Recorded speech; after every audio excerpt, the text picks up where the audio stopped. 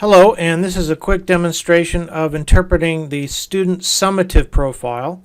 And we are on the profile for Jonathan Lee, and we are in the student portal. This is what the student sees. And the instructor can also mask as the student and see the same information. Okay? Anyway, we see that he's part of the team Druids. We see the team skills here along with each cluster title.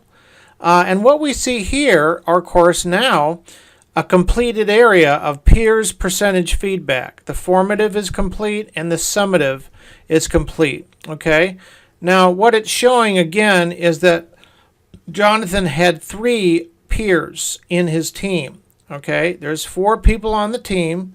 He's one of them, but then he has 3 peers. So that's why there are 3. There's an n of 3 here. And then over here we have the n of 1, meaning his own self-evaluation. And he completed it for the formative and for the summative. Now, just so you can get a quick fix on this, since there's 3 people in a team, you see how on the formative, all 3 people gave Jonathan credit for question number 1 or team skill number 1.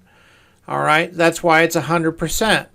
It went down to 1 person. 1 person out of the 3, 1 person being 33.3%, gave him credit for this. So as a result of going downwards or of a decline, the change is noted in a minus. Okay. Now, in terms of him self-rating, each time he gave himself a check mark, gave himself credit for this, so there's no change. That's where the change is shown as 0. There's no change. Let me show you another example. Okay. Question 3. This peer stays focused on the task during class. And again, you have your little pop-ups, little helpful pop-ups. In this case, 2 of the 3 people gave him credit for that skill, and 2 of them gave him credit for that skill in the formative as well. And again, there was no change. Therefore, it's shown in 0. However, in the self-evaluation area, formatively, he gave himself no credit, and summatively, he did give himself credit, thereby showing a positive change with the plus sign. Okay? Pretty easy once you get the hang of it. And at the bottom, keep in mind, and this is pretty important, you can either print off the profile for the student or they can print off their own profile. And we also see the inflation index, the formative inflation index and the summative inflation index.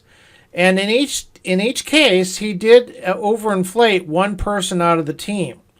So that is good to note. So Jonathan still could be perhaps a little bit better in that way, and that's an important thing to note. Okay, that's it for now, and that's how to interpret your summative profile. Bye.